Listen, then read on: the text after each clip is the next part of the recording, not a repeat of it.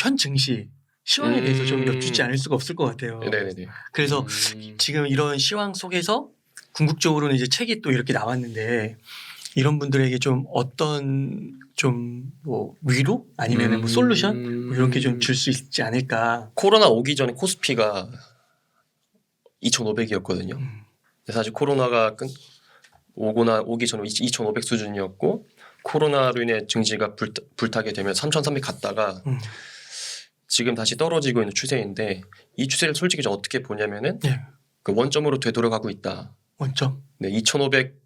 그러니까 사실 지금 2,700이잖아요. 네. 사실 3,300이었던 시절이 있었지만 우리나라에도 분명히 사실 근데 2,500에서 기존의 2,500에서 2,700이랑 비슷하게 가고 있는 것 같고 왜냐면은 그러니까 물론 우리나라 그 산업이 기존에 뭐 철강 뭐 제조업 조선 뭐 제조업 기반에서 분명히 뭐 배터리, IT, 바이오로 재편이 된 건 맞지만 경기 부양책의 일환으로 풀린 돈이 어느 정도 주가 이런 지수 상승 영향이 안 미쳤다라고 좀 말하기는 어려운 것 같아요. 어느 정도 경기 부양책이 이런 지수 상승에 영향을 미쳤다 보고 있고 사실 이제 또 다시 돈을 풀었으니 다시 돈을 담는 과정에서 시장에 지금 풀린 돈이 빠지고 있다 생각하고 있거든요.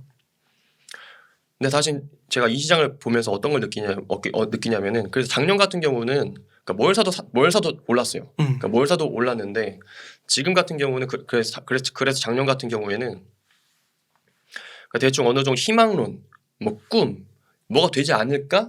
이거 뭐 메타버스 뜬다는데 뭐 그래픽 회사 많이 오르지 않을까? 이런 단순한 아이디어만으로도 막 투자들의 관심이 몰리면서 수익을 낼 수 있었다 치면은 지금 제가 보는 2022년 지금 코스피 2,700C를 보면서 어떤 걸 느끼냐면은 지금은 현실을 봐야 된다고 생각합니다. 현실을. 네, 지금은 작년까지만 하더라도 그냥 아이디어와 상상력이 수익을 낼 수 있었다면은 지금 이 상황에서는 진짜 내가 보는 기업을 다시 보고 실적도 한번 체크를 해보고 1년 동안 그렇게 뭐 희망과 꿈을 투자를 했는데 2년이 지난 지금 어떻게 되었는가 이걸 좀 체크를 해봐야 될 것 같아요.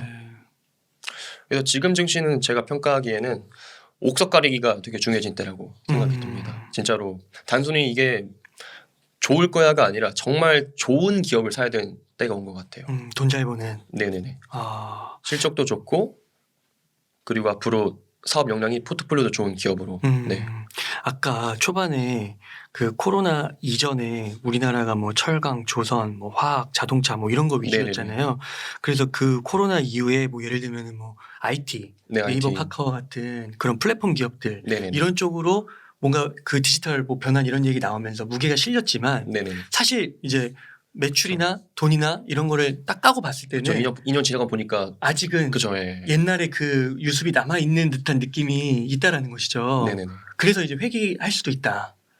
2,500이나 2,700 요 언저리에서. 그렇죠. 이제 단순히 꿈에 투자를 했지만 이제는 좀 어느 정도 창출이 돼야 되는데 2년이 지난 지금 솔직히 보면 아무것도 없잖아요. 없는 듯한 느낌. 네네. 그렇죠. 그런 게 좀 있죠. 네네. 네. 그래서 오히려 좀 더 그러니까 작년과 재작년까지만 하더라도 그냥 뭐 오케이 가자 더 할 수 있어 되겠지란 이런 관점이었다면은 지금은 좀 더 투자자들의 시각이 좀 더 상당히 보수적으로 변한 게 아닌가 생각이 듭니다. 그렇게 변할 수밖에 없고 상황이 네네. 그러니까 그래서 저자님 말씀을 딱 듣다 보니까 실제로 이게 기업들을 보니까 삼성전자 같은 경우는 돈 잘 벌잖아요. 네네. 그러니까 주가가 떨어지더라도 얼마 안 떨어지더라고요. 네네. 오히려 그런 게 좀 안전하죠. 근데 이제 좀 중소형주 이런 것들 보면은 막 50% 70%까지도 빠진 것들 많더라고요. 근데 되게 메타버스라든지 어떤 테마로 잡혀가지고 굉장히 주목받던 기업인데도. 그렇죠. 뭐 대표적 게임주 같은 경우는 지금 거의 반토막 나가지고. 그러니까요. 그러니까 그런 부분에서 옥석 가리기가 좀 필요하다. 네네. 그러니까 실제로 그 책에도 써주셨더라고요. 잔치는 끝났다. 기업 분석이 필요한 시간이 도래했다. 네네네. 이게 이제 그런 맥락에서 말씀을 해주신 거군요. 그러면 또 하나 궁금한 게 아까 이제 금리 인상을 좀 말씀해 주셔가지고 이렇게 말씀하시는 분들 있잖아요. 금리 인상. 그럼 뭐 보험, 은행주 뭐 이런 거 가치주 갈아타야 되는 거 아니야? 그렇게 말씀하시는 주장에 대해서는 어떻게 생각하세요? 어느 정도 타당하다고 생각을 하고 있고요. 네, 왜냐면은 뭐 금리 인상이니 당연히 뭐 그런 가치주로 가는 건 당연한 거고 특히나 뭐 은행이나 보험 뭐 이런 쪽은 뭐 당연한 수순이죠. 근데 이제 옛날이야 저희가 예를 들어 자동차로 볼게요. 자동차를 옛날이야 자동차가 그 내연기관, 운전, 그러니까 디자인과 뭐 안전성 이런 것만 공부했던 시대였다면은 지금의 자동차는 보시게 되시면은 뭐 자율주행, 뭐 배터리가 얼마나 가는지, 음. 뭐 AI, 인공지능 이런 게 많이 결합이 됐단 말이죠. 그 사실상 옛날에 생각하는 그 기업들과 지금 앞으로 마주할 기업들의 모습이 너무나도 달라요. 좀 더 오히려 기업들의 성장성이 좀 더 돋보일 시기가 오고 있고 좀 더 성장성이 더 돋보이는 시기니까요. 그래서 오히려 금리 인상 때문에 현금 비중 높이는 것도 올바른 선택이긴 하지만 반면에 지금 시장 자체가 워낙 지금 빠른 변화의 시대에 놓여 있기도 하고 오히려 이렇게 빠지고 있을 때 좀 내가 눈여겨봤던 주식에도 또 투자해볼 수 있는 기회가 아닌가 생각이 듭니다. 네. 혹시 그 토리자님께서 보실 때 좀 중장기적으로 네네. 좀 유망하게 봐서 계속해서 좀 모아가야 할 주식 아니면 섹터 그런 게 있을까요? 일단 제가 가장 유명하게 보는 거는 첫 번째로 이제 섹터만 말씀드리면 이제 보안 쪽이거든요. 보안? 네, 보안인데 네. 왜냐면은 지금 최근에 JP 모건이 아마 이제 메타버스에 아마 은행을 세웠어요. 이제 좀 더 디지털 자산으로 넘어가고 있는 추세인데 네. 근데 여기서 문제가 뭐냐면은 이렇게 점점 자산들이 디지털 이전이 되고 좀 더 디지털 쪽으로 이렇게 자금들이 몰리고 있는데 문제가 뭐냐면은 심심치 않게 뭐 해킹당했다 이런 뉴스를 계속 마주칠 수 있으실 거예요. 네. 계속 해킹이 당하고 있고 이런 보안 쪽에서는 오히려 좀 더 취약하기 때문에 그쪽에 대한 시장이 당연히 커질 것이고 좀 더 수요가 높아질 거고 네 아마 보안 쪽의 시장이 좀 더 클 것이라 보고 있고요. 그리고 그 다음에는 아마 이제 저는 좀 너무 좀 중장기적인데 좀 먼 미래라 볼 수도 있긴 한데 저는 UAM이라고 도시망공 모빌리티 그 장도 좀 많이 보고 있습니다. 네. 그럼 이런 기업 것들은 투자를 우리 기업에다 하는 건가요? ETF가 있나요? ETF도 네, 마련되어 있고요. 그리고 보통 기업을 찾아서 해도 되고 뭐 방금 말씀 UAM으로 대표적 말씀드리면 아무래도 현대차가 아마 UAM 대표적인 시대로 나올 전망입니다. 이미 현대차 같은 경우는 이미 자기네들 회사가 자동차 회사가 아니라 스마트 모빌리티 솔루션 기업이라고 천명을 했거든요. 자기네가 주창하는 거는 단순 자동차 회사가 아니라 UAM을 포함해서 종합 모빌리티 기업으로 가겠다 천명한 상황이기 때문에 사실 대한민국 시장 하나 사실 현대차가 다 가지고 간다라고 봐도 되거든요. 네, 그런 시장 봤을 때는 현대차도 좀 유명한 것 같습니다. 아, 현대차도 괜찮게 보세요? 네네. 지금은 좀 많이 떨어졌는데 중장기적 관점에서 본다면 사실 모빌리티 변형이 한 번 오면은 그 시장은 시장 독점자가 다 가져가는 거거든요.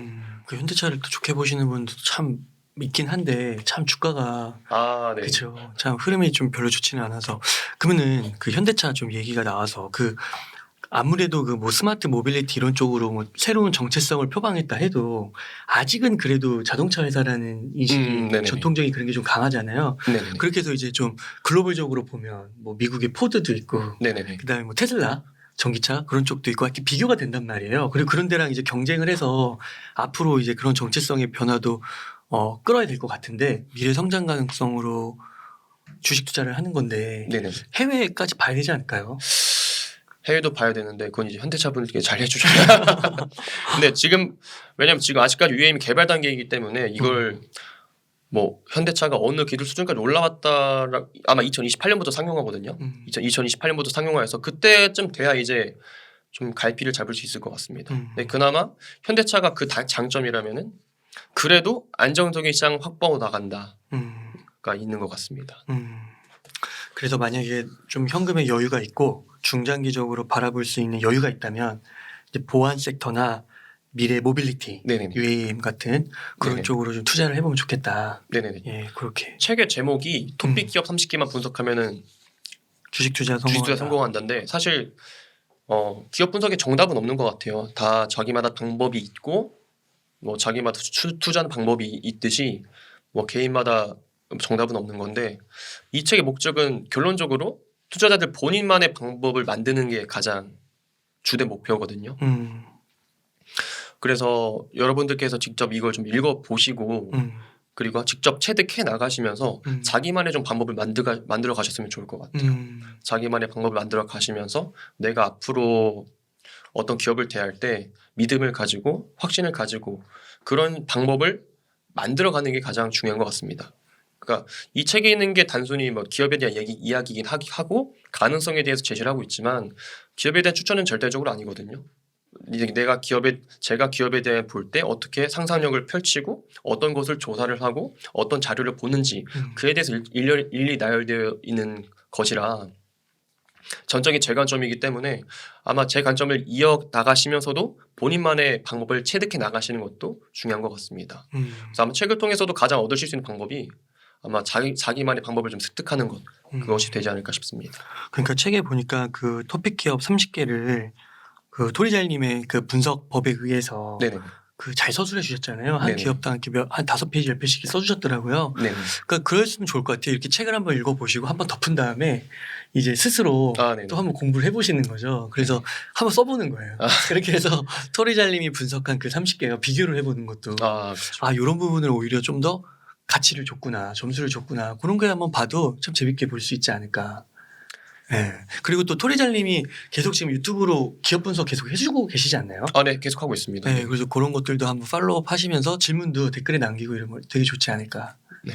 네. 사실 주식 투자라는 게 제 가처분 소득의 일정 규모를 좀 줄여서 투자를 하는 거잖아요. 좀 리스크를 감수하고 투자를 하는 건데 물건 하나 살 때도 요목조목 다 따져 보는데 투자를 할 때도 당연히 그런 마음가짐은 좀 존재해야 된다고 생각합니다. 그러니 좀 투자를 하실 때 기본적으로 이 기업에 대한 전반적인 제품이나 매출이나 실적 그리고 산업 환경 그리고 그 전후 사정까지 좀 전반적으로 파악해 보신 다음에 투자를 하시면 되게 좋을 것 같아요. 그리고 주변 경쟁 회사까지 그게 기본적인 거니까.